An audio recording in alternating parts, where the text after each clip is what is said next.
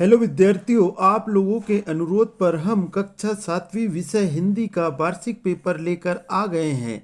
इस वीडियो में हम पेपर के संपूर्ण प्रश्नों के उत्तर को हम अच्छी तरह से समझेंगे। ये आपके एग्ज़ाम के लिए बहुत ही महत्वपूर्ण होगा। वीडियो आप अंत तक देखें बिना स्किप किए, और वीडियो हेल्पफुल लगे तो वीडियो को लाइक करें, एक प्यार से कमेंट करें, और आपने अगर हमारे चैनल को अभी तक सब्सक्राइब नहीं किया है तो सब्सक्राइब अवश्य कर ले, जिससे हमारे वीडियो के नोटिफिकेशन आपको मिलते रहें। ये आप देख सकते हो, राज्य शिक्षा केंद्र मध्य प्रदेश भोपाल वार्षिक परीक्षा 2025-26 विषय हिंदी का पेपर है ये, जो आपके लिए लाए हैं हम।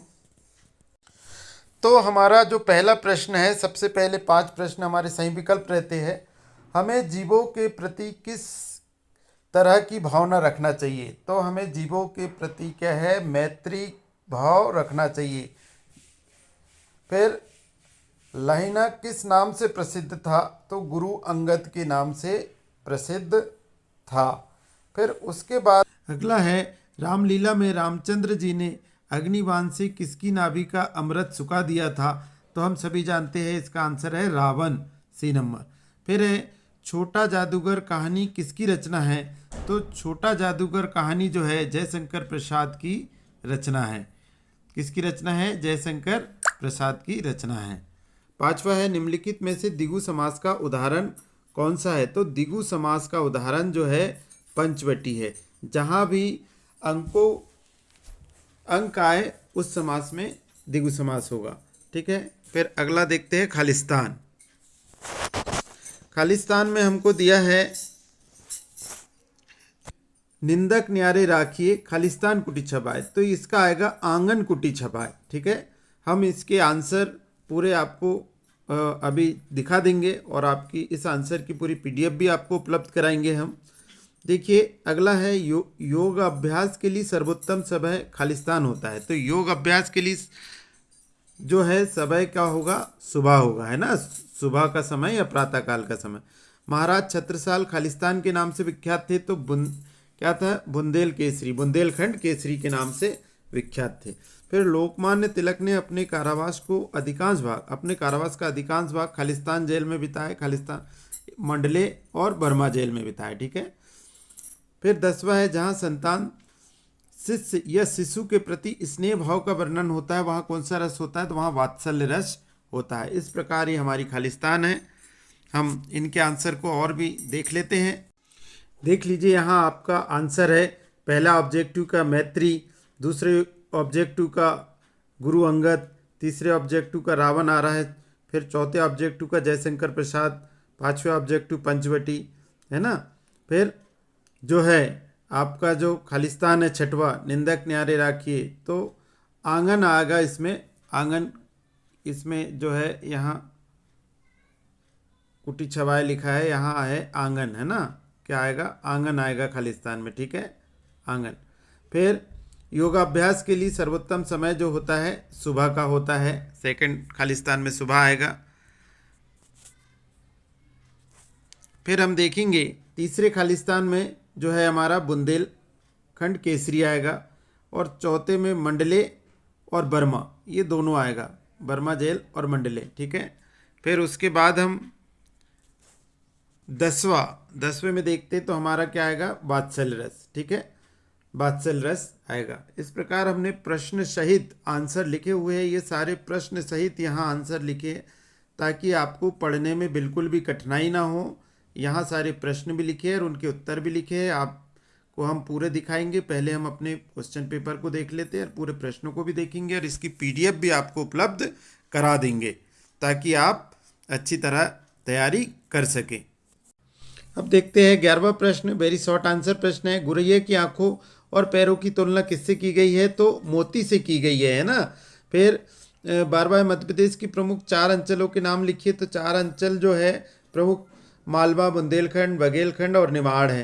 ठीक है, हम इसके आंसर देख लेते। फिर बिना अलार्म की दादी सुबह कैसे उठती थी? तो बिना अलार्म के अपने दैनिक दिनचर्या और शारीरिक, उनका मतलब दैनिक दिनचर्या के कारण उठती थी। फिर है नाक हीटर का काम कैसे करती, तो नाक सांस लेते समय ठंडी हवा को शरीर के तापमान के अनुसार गर्म करके हीटर के समान काम करती है। 15वां था हमारा श्रृंगार रस और वीर रस के स्थायी भाव लिखिए। श्रृंगार रस का प्रेम और श्रृंगार रस का प्रेम और वीर रस का उत्साह। फिर पीठ दिखाना और कलेजे पर पत्थर रखना मुहावरे का अर्थ हमको बताना था।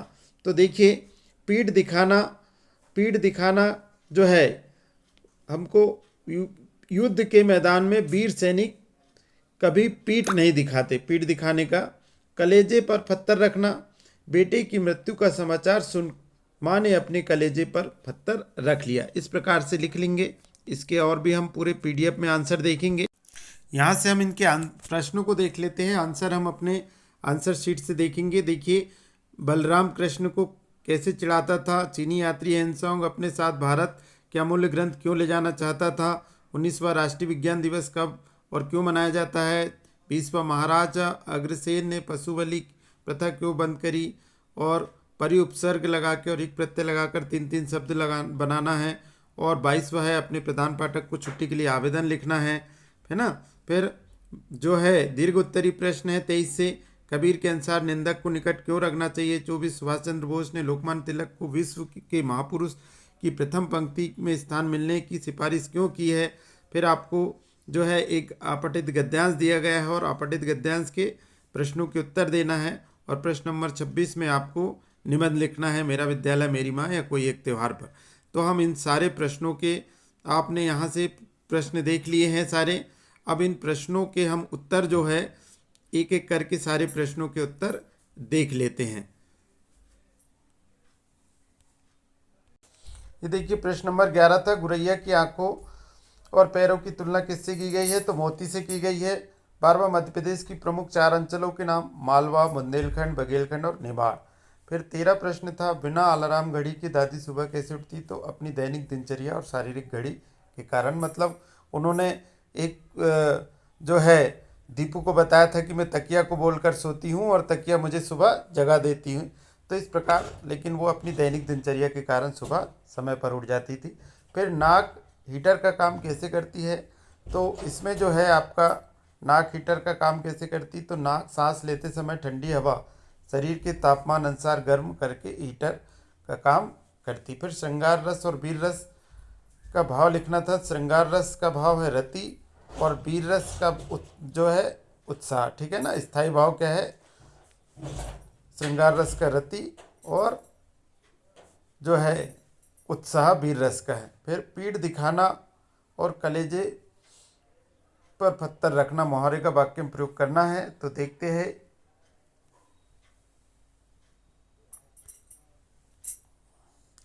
पीठ दिखाना, इसका वाक्य में प्रयोग करें। युद्ध के मैदान पर वीर सैनिक कभी पीठ नहीं दिखाते। कलेजे पर पत्थर रखना का वाक्य में प्रयोग है। बेटे की मृत्यु के समाचार सुनकर माँ ने अपने कलेजे पर पत्थर रखकर खुद को संभाला। ठीक है।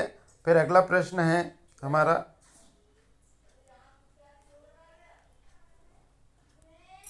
बलराम कृष्ण को क्या कहकर चिढ़ाते थे, तो बलराम कृष्ण को यह कहकर चिढ़ाते थे कि कृष्ण को मोल लिया गया है, वह नंद और यशोदा के अपने पुत्र नहीं है।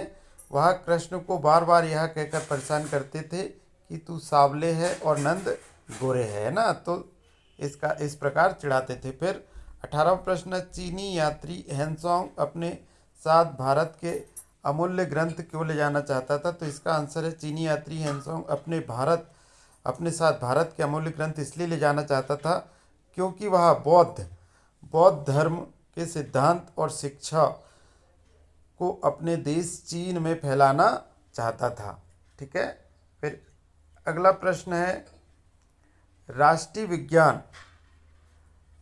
विज्ञान दिवस कब और क्यों मनाया जाता है, तो राष्ट्रीय विज्ञान दिवस हर साल 28 फरवरी को मनाया जाता है। कब मनाया जाता है, 28 फरवरी को मनाया जाता है।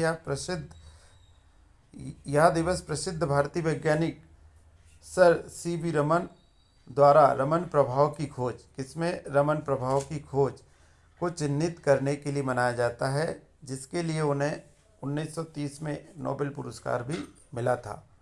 फिर अगला प्रश्न है हमारा कि महाराज अग्रसेन ने पशु बलि प्रथा क्यों बंद कर दी थी। तो इसका आंसर है महाराज अग्रसेन ने अपने राज्य में पशु बलि प्रथा इसलिए बंद कर दी थी क्योंकि वह किसी भी जीव की हत्या के विरुद्ध थे। वह मानते थे कि यज्ञ जैसे पवित्र कार्यों में निर्दोष पशुओं की बलि देना अनुचित है। उन्होंने अपने राज्य में इस क्रूर प्रथा को समाप्त कर दिया और लोगों को दया और अहिंसा का पाठ पढ़ाया। ठीक है। फिर है परि उपसर्ग लगाकर तथा इक प्रत्यय लगाकर 3-3 शब्द हमको लिखना है। तो देखते हैं परि, देखिए परि उपसर्ग लगा के परिवार, परिणाम, परिवर्तन। ठीक है। और एक प्रत्यय लगाकर 3 शब्द है सामायिक, धार्मिक, साप्ताहिक। इस प्रकार हमने लिख दिया है, आप अच्छी तरह से देखें। फिर अपने प्रधान पाठक को 3 दिन की छुट्टी के लिए आवेदन पत्र लिखना है। सभी को आता होगा, फिर भी हमने यहाँ एक आवेदन पत्र आप लोगों के लिए लिख दिया है। आप देखते हैं सेवा श्रीमान प्रधानाचार्य महोदय, शासकीय माध्यमिक विद्यालय। आप अपने जिला का नाम लिखे महोदय। फिर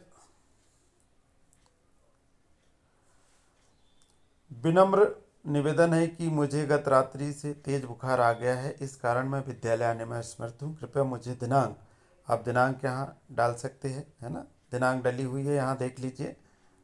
फिर ये दिनांक हमने डाल दिए, आपका आज्ञाकारी शिष्य और कक्षा लिख दीजिए। इस प्रकार से ये आपका ये आवेदन पत्र कंप्लीट हो जाएगा। फिर अगला प्रश्न है कबीर के अनुसार निंदक को निकट रखने से क्या लाभ है।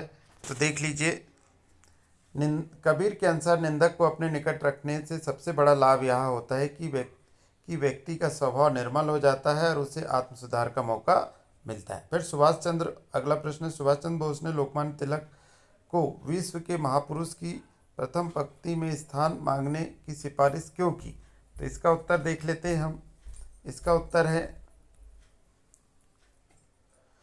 सुभाष चंद्र बोस ने लोकमान्य तिलक को विश्व के महापुरुषों की प्रथम पंक्ति में स्थान दिलाने की सिफारिश इसलिए की क्योंकि तिलक ने अपना पूरा जीवन देश की स्वतंत्रता के लिए समर्पित कर दिया था और उन्होंने जनता राष्ट्रीय चेतना जागृत की थी। जनता में उन्होंने क्या है, राष्ट्रीय चेतना जागृत की थी।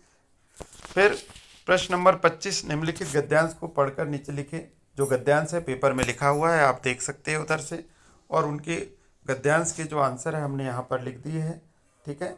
पहला गद्यांश का उचित शीर्षक जो है पुस्तकालय का महत्व है। आत्मनिर्भरता के लिए क्या अनिवार्य है। तो ये प्रश्न देख लीजिए, हमने गद्यांश से छाट कर लिखे। आप और भी अपने हिसाब से लिख सकते हैं। प्रश्न नंबर 3 था उसी में, पुस्तकालय का बालकों से क्या संबंध है। तो पुस्तकालय बालकों की रुचि और निर्माण करने एवं उनमें समय का सदुपयोग करने में सहायक होती है। ठीक है। प्रश्न नंबर 26 है निम्नलिखित में से किसी एक विषय पर निबंध लिखिए। मेरा विद्यालय, मेरी माँ, कोई त्योहार में से किसी एक पर 70 से 80 शब्दों पर निबंध लिखना है। जो आप निबंध अपनी कॉपी से देख के अच्छी तरह से याद करें ताकि आपकी परीक्षा में आपको फायदा हो सके।